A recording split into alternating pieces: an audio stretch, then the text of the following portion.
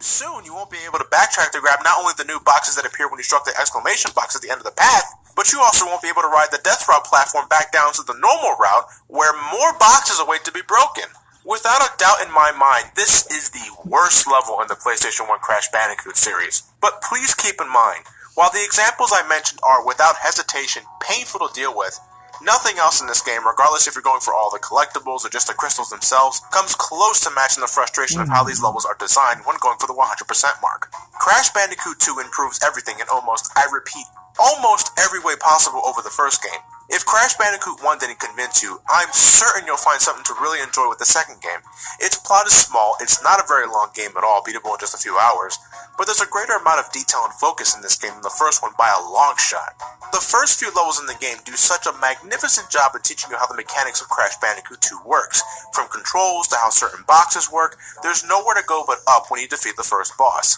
This game was what made me a hardcore Crash Bandicoot fan in the late 90s, and I was eagerly anticipating the next game in the lineup. There was no other platform game I was looking forward to than Crash Bandicoot 3. But that's for the next video. So allow me to end this by nuking Cortex's space station with all the gems I collected, thanks to Embryo and his super laser. Yeah, Embryo had a falling out with Cortex and wanted Crash to help him stop Cortex with gem power. Take it away, Crash.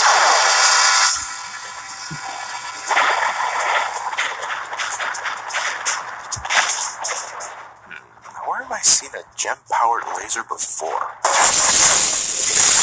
Oh god, that's awful. And these two came out the same year, too.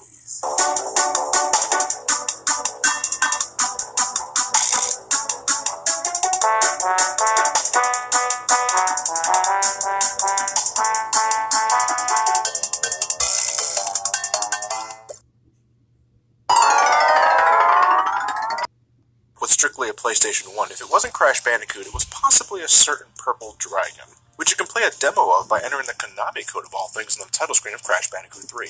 Trust me guys, I know there's a lot of you who want me to spend some time on Spyro the Dragon, but this may come as a shock to you. I never grew up with Spyro, so if I ever decide to review any of the games, it'll be after I play them for the first time myself. In due time, folks, all in due time.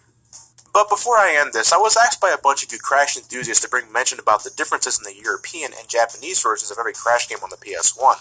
But after doing some research, there's not much to talk about in the first place. The only thing worth any merit I can mention is that the European version of Crash 3 is supposedly harder with different behavioral patterns on certain enemies, as well as added enemies in the animal levels. You know, I never quite understood regional difficulty. What's the point? I believe changing a game's challenge should be done via a difficulty select at the beginning of the game, so that players can get the best of both worlds and not have to deal with either a neutered experience or a hardened experience because of some misconceptions by developers. I think it's pretty cool to mention that for a Western-developed title, Crash Bandicoot was actually pretty popular in Japan, selling a healthy amount of games and merchandise. In fact, one of the joke characters you can spot after fully completing Crash 3, known as Fake Crash, was designed after a horrendously inaccurate plushie that was sold in Japanese markets. I think it's great to see that the developers of Naughty Dog had a good sense of humor.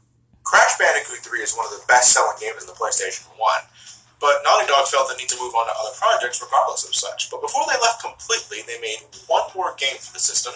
So the next time we meet, we're looking at Crash Team Racing, and the very first game that was made without any of Naughty Dog's involvement, Crash Bash. I don't know how long it'll take me to get this video out there, but I promise I won't have you waiting too long. Hopefully. But thank you guys for watching. You guys have a great night, and take care.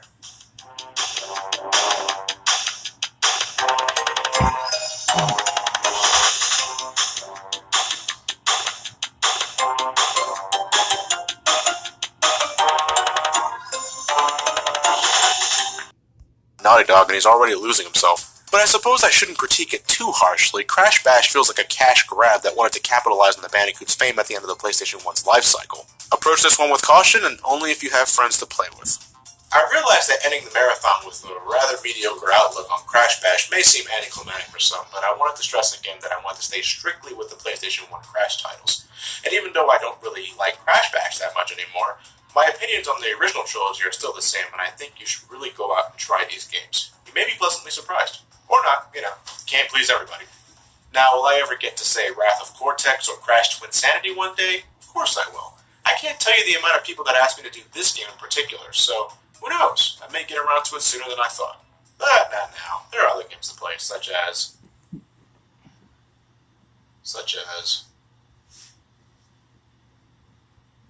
Drawing a complete blank.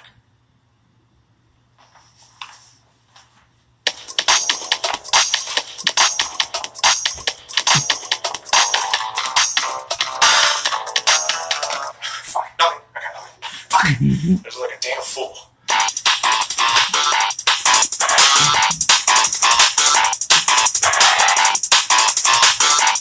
Go.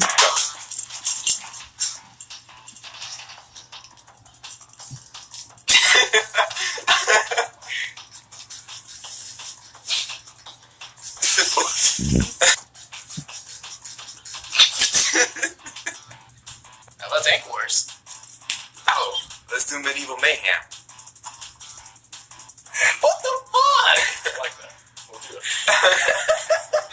It was like a Pogo Pandemonium for the 8th time. You fuck! See, LA cracked up too soon. Yeah.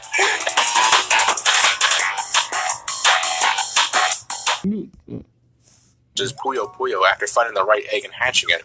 I'd show you footage, but you're not going to see it with this darker than dark screen no matter how bright I make this room. And damn, I'm getting really sick of this tune that constantly plays in the world map screen. The song title is Giant Egg, but how do the kids in the song spell it?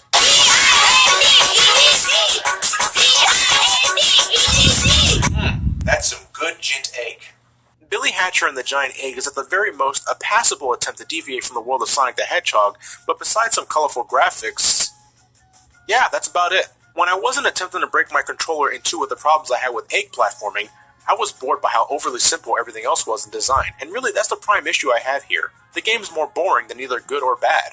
Billy Hatcher's been out for nearly 11 years, and I doubt a sequel will ever come to fruition, but if it does, I'm willing to give it another shot, if only because I like to see if they fix any of the problems I had with this. But as of what we have now, I can only recommend this to kids who need something to play when they, for some reason or another, don't feel like playing something like Super Mario Bros. Or Sonic the Hedgehog as their first video game. It's simple, but this is a case where I feel it's too simple. So recently, this channel broke 100,000 subscribers, and even though I made a short video thanking you guys endlessly for it, I really want to celebrate this occasion. I have a pretty big live stream plan, which I'll reveal more info on later, but for the next review, I'm going to let you guys vote between these 3 games. The one with the highest number of votes by May 3rd will be my next choice. Follow the link in the description to vote, and that's that. Votes in the comment section will not count. After the end of the next review, I'll hold another vote with 3 other games, and so on and so forth until I decide to end this. So have at it, and I'll see you guys next time with the winner of the first vote.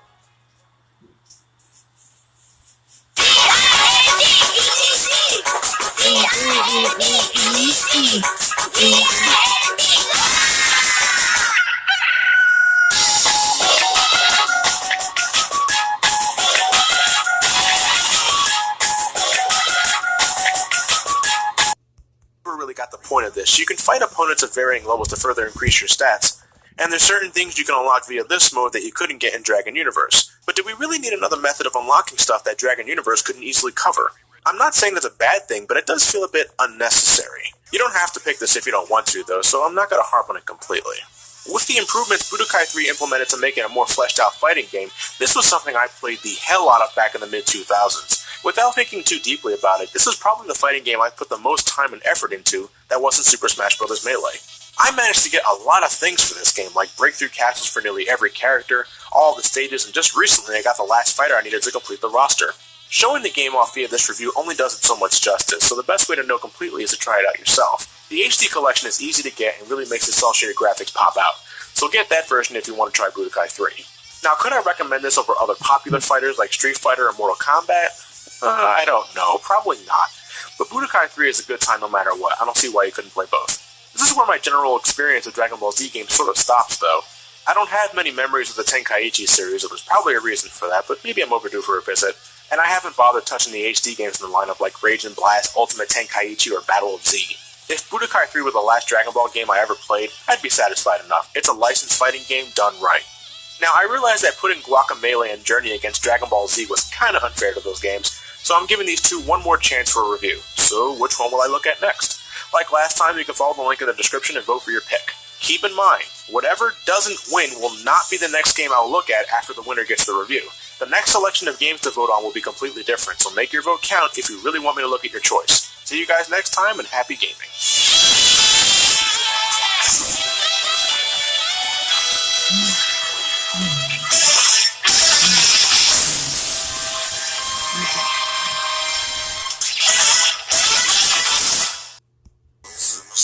Exclusive costumes. And in order to get the best ending in this game, You have to dig deep into the world map and score these special mass pieces that host trials that require strict timing, critical thinking, and near mastery of all of your special abilities. As if the disappearing, reappearing blocks in Mega Man didn't give me enough shit when I couldn't use Rush Jet, this game brings it back in full fucking force when nobody asked them to. You get a new ability for your chicken form though if you manage to collect all the pieces, and I like it merely because it's like Samus' space jump from Metroid 2 and beyond. Not sure if it was worth the cramped fingers, but I suppose I'll live. Amidst all the movement upgrades from the double jump with the flying chicken, I felt it was lacking in a specific ability, a speed booster. The closest we get is the goat climb that lets you blaze up vertical shafts, and the goat fly which you can only perform by clinging onto a wall and dashing in a straight line. About as effective as a horizontal shine spark from Super Metroid. You get these two upgrades very late into the game to boot. Guacamelei's world design is fine enough without a speed booster, so consider this a nitpick, but I think it would have helped just a tad whenever I had to backtrack for hidden treasure I can now get with the new upgrades I earned. Guacamelee is a game packed with high-flying fun, whether you're by yourself or with a friend. Great controls, plenty of things to do to collect money for shops, upgrades to improve yourself and to keep things moving, and a presentation I'm sure a lot of gamers will find charming. I'd like to thank those who voted, and thanks also for showing me a Metroidvania I'm happy to add to my collection. I'll stress again though, if you haven't already purchased the game, I would wait until the Super Turbo Championship Continuum Shift Extend Chrono Phantasma Deluxe Combo Meal Edition, as it has all the added DLC and newly added content exclusive to that version of the game.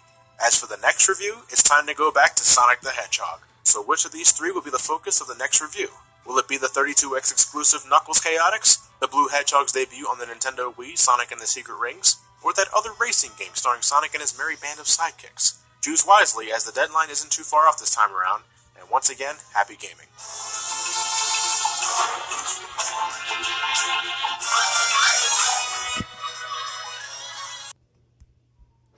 Controlled gimmick. Refined and fluid controls are one of the most important factors to me when it comes to a video game, especially when Sonic the Hedgehog is a subject. I can accommodate as best as I can if it's not exactly perfect, but Shadow the Hedgehog and even Sonic 06 allow me to move wherever I want it, when I want it, depending on the level design, of course. Don't misunderstand me. I'm not calling either Shadow the Hedgehog or Sonic 06 good games. I'm just stating that Sonic and the Secret Rings, with its shaky responsiveness and utter lack of complete control, is worse. You know what you should play where Sonic can't seem to stop running for whatever reason? Sonic Dash on iOS and Android devices. It's not something I play faithfully, but I can say this offers a much better experience in my opinion. It's good old-fashioned arcade-style fun that's good for short bursts, though we can really do without all the in-game notifications telling me to spend real money to get more shit. I have a feeling that I made a lot of enemies from this one video alone. I don't regret what I said, and I'm sticking to my guns. Now, for the next selection of games, I'm actually going to wait until the end of my special 100,000 subscribers pretty big string to reveal the 3 games I picked for the next review. After that video, I'm going to be taking a break from reviews to catch up on other projects, like more Final Fantasy VII live stream sessions. And when I come back, I'll have another marathon ready to go for the summer. I hope you guys look forward to that. So in the meantime, is anybody else here looking forward to this year's E3? I absolutely love this time of the year, even when the presentations turn out to be total disasters. But here's hoping for some explosive announcements that'll knock me off the edge of my seat. Thank you guys for watching. Have yourself a great night.